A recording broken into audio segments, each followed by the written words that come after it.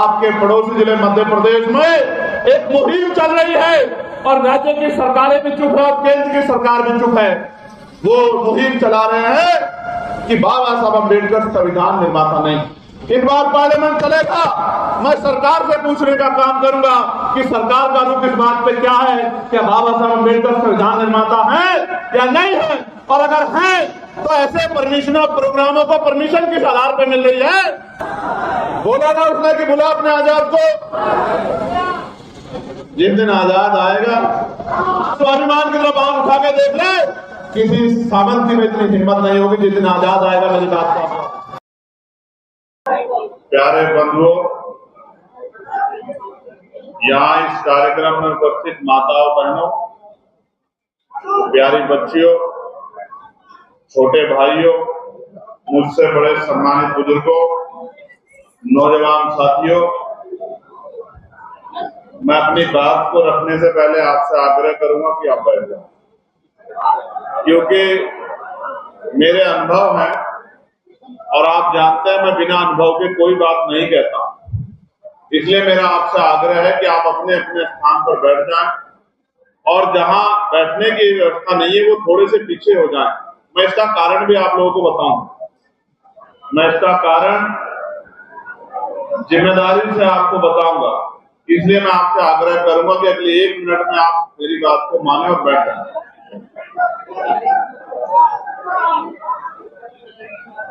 जो लोग वहां हैं, अगर वहां चेयर हैं तो चेयर वाले लोग बैठ जाएं और चेयर नहीं तो जो चेयर के पीछे हो जाएं, जिससे जो बैठे हुए लोगों को परेशानी ना हो। मैं इसका कारण भी आप लोगों को बताऊंगा और मेरा विश्वास है कि कारण को जानने के बाद आप मेरी बात को समझ जाएं कि मैंने आपको बैठने को क्यों कहा। ये जो बीच में नौजवान खड़े हैं थोड़े से मदद करा, और ये जो नौजवान है जो मैं तो समझता हूँ मेरी एक बात को मान लेते हैं, लेकिन ये ऐसा व्यवहार, इससे तो मैं सहमत नहीं।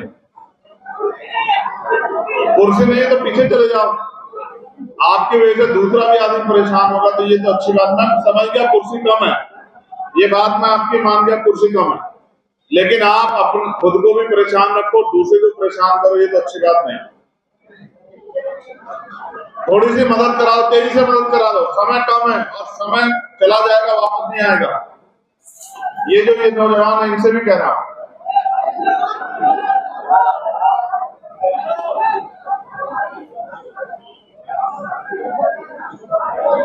प्यारे साथियों, आज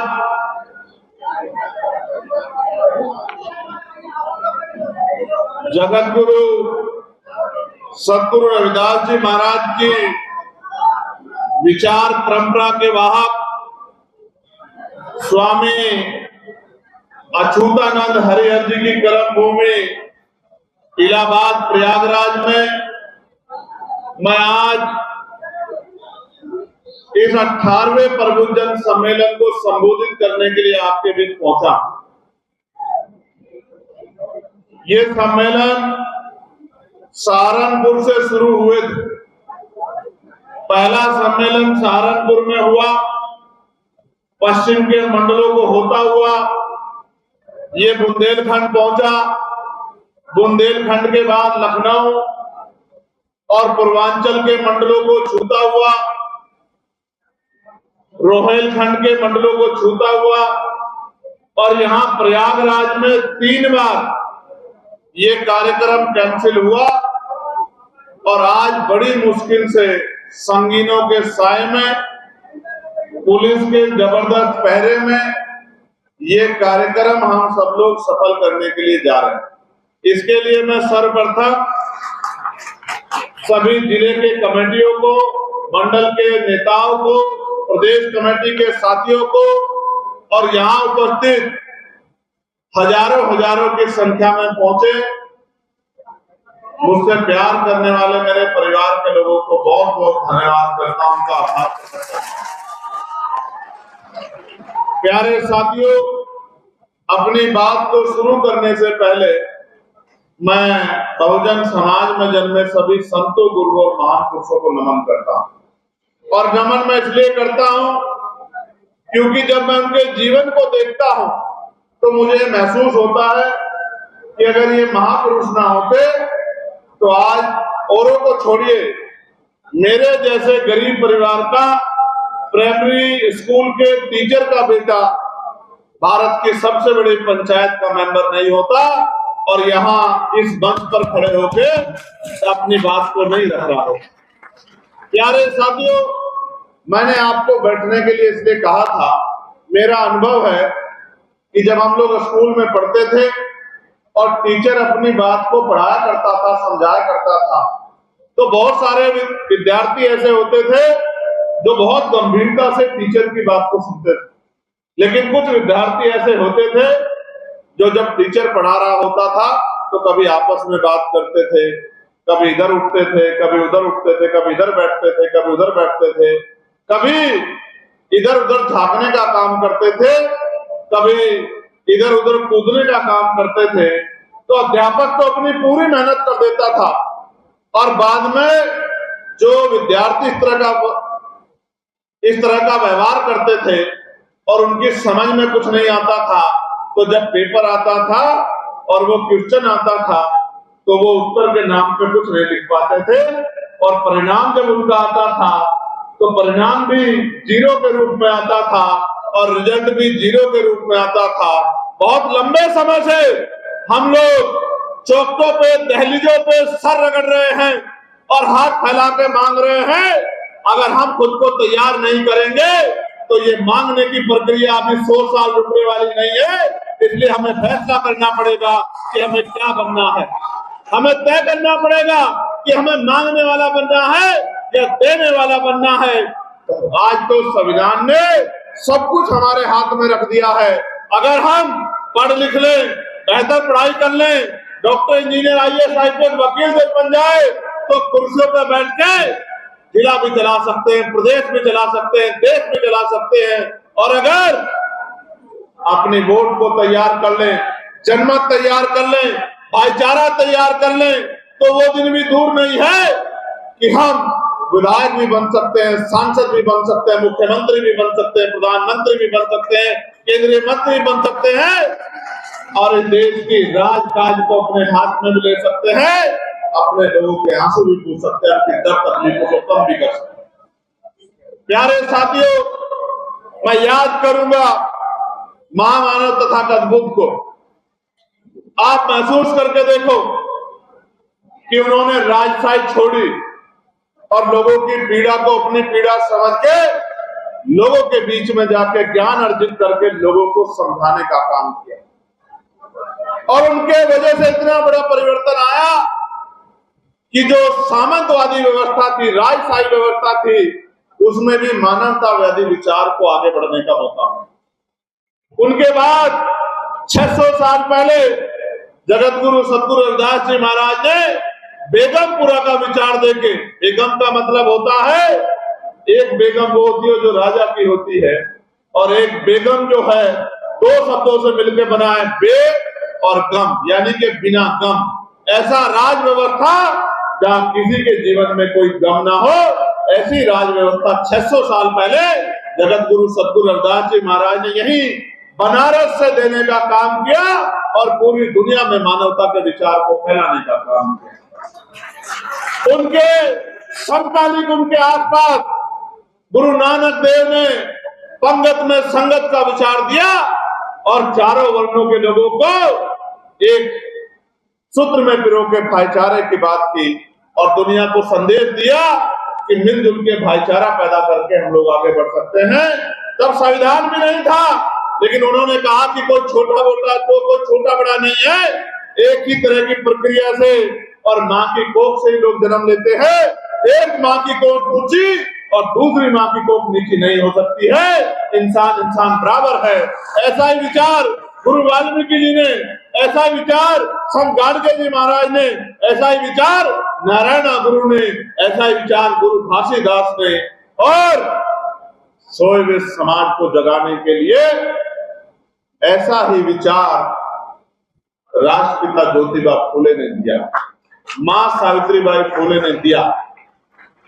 जुल्म सहे, अपमान सहा, अन्याय सहा, जान पर बनाई, लेकिन गरीबों को पढ़ा लिखा कर मुख्य धारा में लाके उनको दोस्त दुश्मन का एहसास करा के और उनको तरक्की का रास्ता दिखा के और अपने लिए सब कुछ निछावर कर दिया, अपना सब कुछ।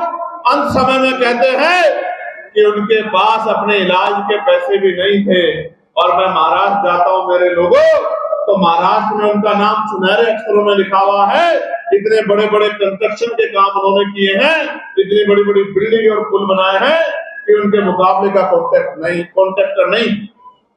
प्यारे साथियों, ये महापुरुषों की बात जब मैं कर रहा हूं तो मैं याद करूंगा सामाजिक न्याय के उस क्रोधा को जिनको हम राष्ट्रपिता ज्योतिबा फूले नहीं, छत्रपति साहू जी महाराज कहते, जिन्होंने 1902 में 50% पिछड़े वर्ग के लोगों को आरक्षण में से हिस्सेदारी देकर जोड़कर, और जो आज भी इस देश में छुआछूत भेदभाव है, उस समय शेड्यूल कास्ट के, जिसको आज शेड्यूल कास्ट अनुसूचित जाति दलित कहा जाता है, उस एक दलित समाज के व्यक्ति की चाय की दुकान खुलवाकर उस चाय की दुकान पर खुद चाय पीकर सामाजिक भाईचारे का इतना बड़ा संदेश राजा होने के बाद दिया, जो आज के छोटे छोटे पदों पर बैठे लोग नहीं दे पाते।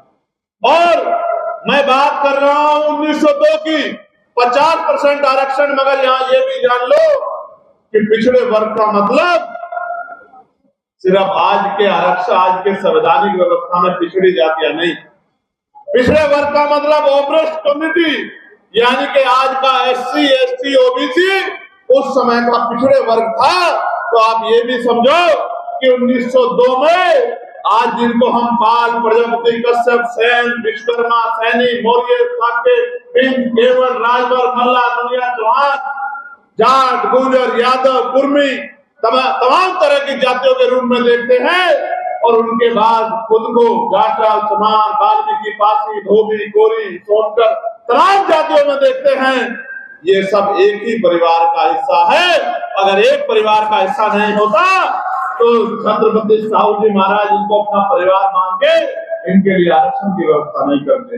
लेकिन इस देश में जिनके हाथ में राजकाज था, उन्होंने इतने टुकड़ों में बांटा है, और इसलिए बांटा है, इतिहास कहता है कि जब एक बार हम लोग चंद्रगुप्त मौर्य जी के नेतृत्व में एकजुट हुए थे, तो हमने इस देश में सामंतवाद की जड़ें काट के उनको घुटनों के बल जो है चलने के लिए मजबूर कर दिया था।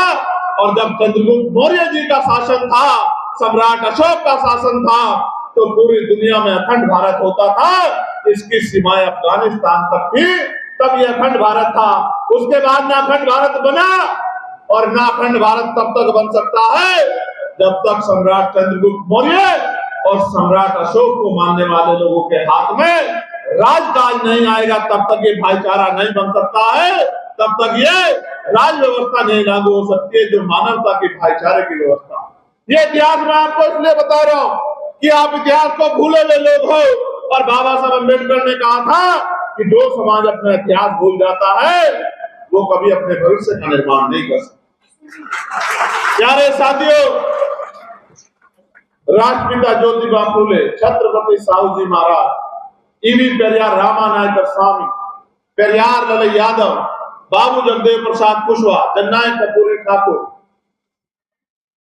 इस देश में महिलाओं को, मैं आज स्कूलों में जाता हूं, बच्चियों से बात करता हूं,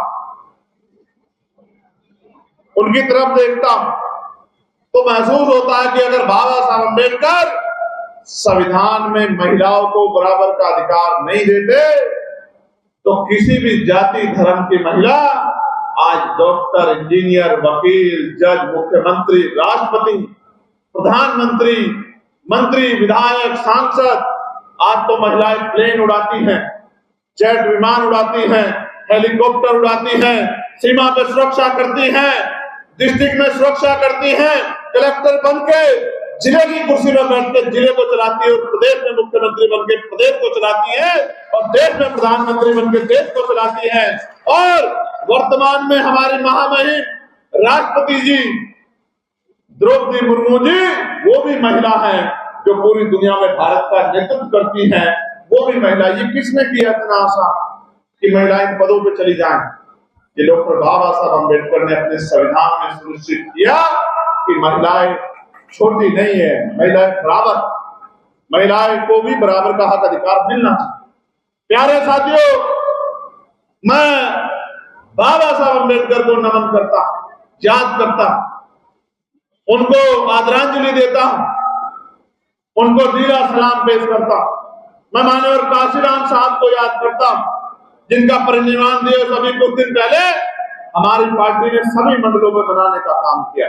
और हमारी पार्टी में नहीं, आज इतिहास को देखो आप उठा के, कोई दल ऐसा नहीं था जिसने जीते जी माननीय काशीराम साहब को अपमानित करने में कोई कमी छोड़ी हो, उन पर आरोप लगाने में कमी छोड़ी हो। आज हर एक दल माननीय काशीराम साहब की परिनिर्वाण दिवस को मनाने का काम कर रहा था। ये भी इतिहास है और ये भी वर्तमान है, ये भी भविष्य आप देखना, क्योंकि उन्होंने जो काम किया है वो किसी पार्टी के दायरे में नहीं आता। मेरे भाइयों, मैं याद करूंगा महामना रामसु वर्मा जी को, चौधरी महाराज सिंह भारती जी को, बाबू सिंहदयाल चौरसिया जी को, ब्रह्मानंद लोधी जी को, संत राम बी प्रजापति जी को। मैं याद करूंगा सोनकर समाज में जन्मे संतू जी लाड साहब को, जिन्होंने राष्ट्रपिता ज्योतिबा फूले के साथ मिलकर, और जब ये मैंने नाम लिया तो बहुत सारे लोग तो सोच रहे होंगे कि ये संतू जी लाड कौन है। ये तो पहली बार सुन रहे भाई के, ये संतू जी लाड कौन है भाई?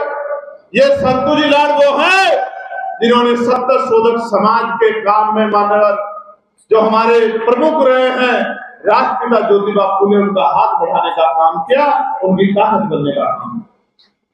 प्यारे साथियों, मैं देश की आजादी के वीर पुरोधाओं को भी याद करता हूं, शहीद जंग सरदार भगत सिंह जी को भी याद करता हूं, अशफाक उल्लाह खां साहब को भी याद करता हूं, वीर अब्दुल हमीद साहब को भी याद करता हूं, सुखदेव साहब को भी याद करता हूं, चंद्रशेखर आजाद जी को भी याद करता हूं, करतार सिंह सराभा जी को भी याद करता हूं, उधम सिंह जी को भी याद करता हूं, और मैं लखनऊ को बसाने वाले महाराजा लाखन पासी जी को भी याद करता हूं, उनको भी नमन करता हूं, महाराजा बिजली पासी जी को भी याद करता हूं। मां उदा देव जी के बारे में जिक्र किया था रियाज भाई ने, मां उदा देव को भी, उनके शौर्य को भी, मां झलकारी बाई को भी, मां अंतिका बाई लोधी को भी, मां फातिमा शेख को भी,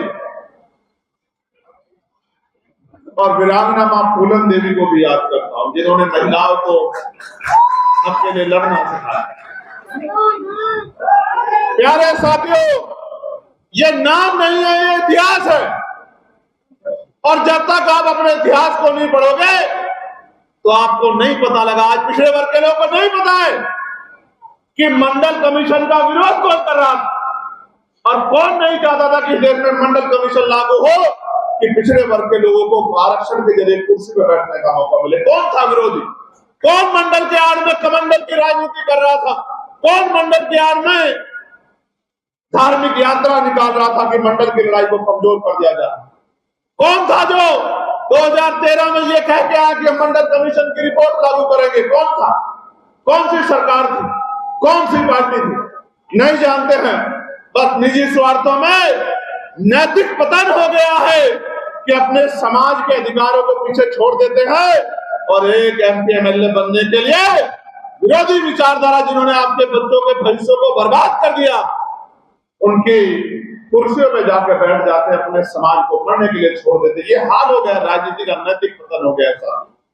समाज साथियों, प्रभु जन सम्मेलन ही क्यों, इस पर चित्तौड़ साहब ने बड़ी गंभीरता से अपनी बात रखी कि प्रभु जन सम्मेलन ही क्यों, क्योंकि सारी पार्टियां प्रभु जन सम्मेलन करती थी। आपने पहले भी सुना होगा, एक समाज को मंच पर बिठाया जाता था और बाकी लोगों को सामने बिठाया जाता था, और ये एहसास कराया जाता था, जैसे मनुस्मृति कहती है कि ये ऊंचे हैं और आप नीचे हैं, वैसे ही कहा जाता था कि ये बताएंगे और आपको सुनना है।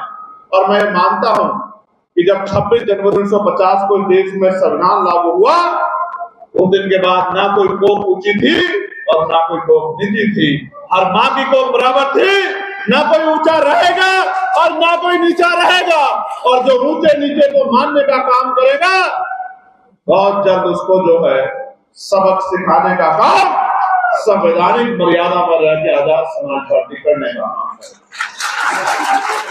सम्मानित साथियों, आज प्रबुद्धन सम्मेलन का अंतिम पड़ाव है, लेकिन मेरी आंखें उन भाइयों की तरफ है जिन्हें 2 महीने जेल में काटने पड़े हैं, जिनकी पीठ पे लाठियां पड़ी हैं, जिनसे कान पकड़वाए गए हैं, जिनको अपमानित का नाम किया गया है। और मेरी बात को, मेरे वचन को याद रखना, वो लाठी आपकी पीठ पे नहीं पड़ी थी, वो आपके भाई चंद्रशेखर आजाद की पीठ पे पड़ी थी। और समय बदलेगा मेरे बहादुर वीरों, मेरे बहादुर योद्धाओं, समय बदलेगा। कान आपके पकड़े गए थे, लेकिन आपसे आंसू चंद्रशेखर आजाद के बहे थे। मेरी बात को आप याद रखें। समय बदलेगा, और जब समय बदलेगा आप भी यही रहोगे और हम भी यही रहेंगे, और जुल्म करने वाले भी यही रहेंगे, और एक जुल्म का हिसाब भी होगा। मेरी बात को आप याद रखें। प्यारे साथियों, आज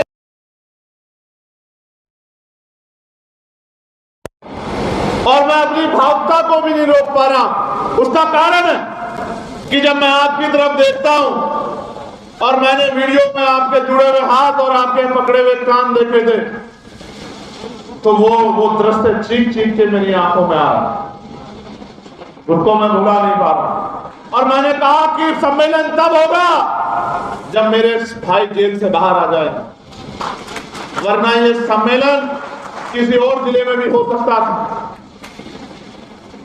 लेकिन एक बात हम लोग भूल जाते हैं, अगर हम इन सरकारों से न्याय की उम्मीद करेंगे या हक की उम्मीद करेंगे, तो ये हमारी गलतफहमी हो सकती है, इसमें सच्चाई नहीं। क्या कभी जालिम किसी गरीब का हमदर्द हो सकता है क्या? दोनों हाथ उठा के बताओ, हो सकता है क्या? मेरे प्यारे साथियों, माहौल सुनो क्या है। माहौल ये है, और मैं मानूंगा तब जब अपनी मेरी बात को दिल पे लगा के जाओगे, और यहां से जाने के बाद सोओगे नहीं घर में। जब तक मेरे दर्द को कम नहीं कर दो, तब तक सोओगे नहीं। हाल क्या है?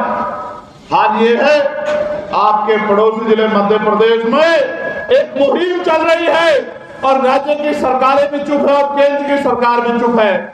वो मुहिम चला रहे हैं कि बाबा साहब अम्बेडकर संविधान निर्माता नहीं। इस बार पार्लियामेंट चलेगा, मैं सरकार से पूछने का काम करूंगा कि सरकार का रुख इस बात पे क्या है, क्या बाबा साहब अम्बेडकर संविधान निर्माता है या नहीं है?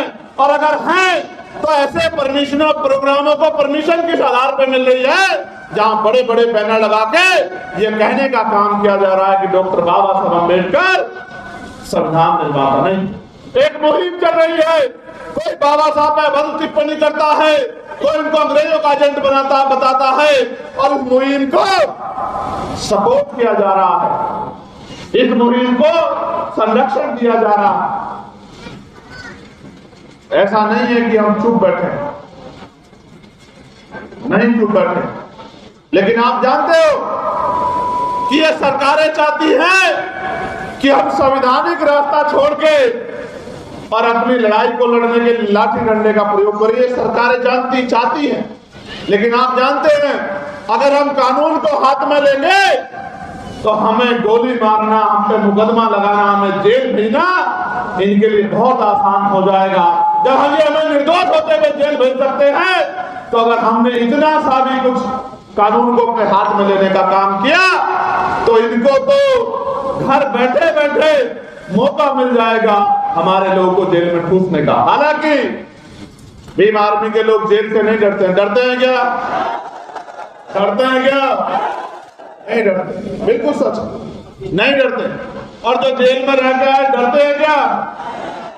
दोबारा जाना पड़ा, जाओगे क्या? ईमानदार से दोनों हाथ उठा जो लोग कह रहे हैं, तुम हिला दोगे सामंतवाद की जड़ों को। मैं देख रहा हूं तुम्हारे जोश को, चिंता मत करो। सम्मानित साथियों, एक मुहिम वहां चल रही है, और एक मुहिम नहीं है, और मुहिम बताता हूं आपको। यही रायबरेली में हरिओम वाल्मीकि को पीट पे मारा गया। और मारने वाले क्या कह रहे थे उसको कि हम बाबा के लोग हैं। बोले जी बोले, बोले जी बोले।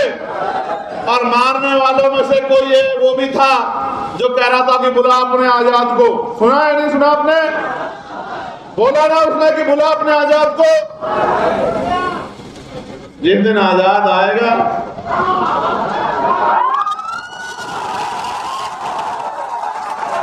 जिस दिन आजाद आएगा उस दिन इन गरीबों की आंखों में आंसू नहीं आएगा। मेरी बात को आप याद रखना। और किसी सामंती में इतनी हिम्मत नहीं होगी कि इनकी बच्चों की तरफ, इनकी जमीन की तरफ, इनके स्वाभिमान की तरफ आंख उठा के देख ले। किसी सामंती में इतनी हिम्मत नहीं होगी जिस दिन आजाद आएगा। मेरी बात को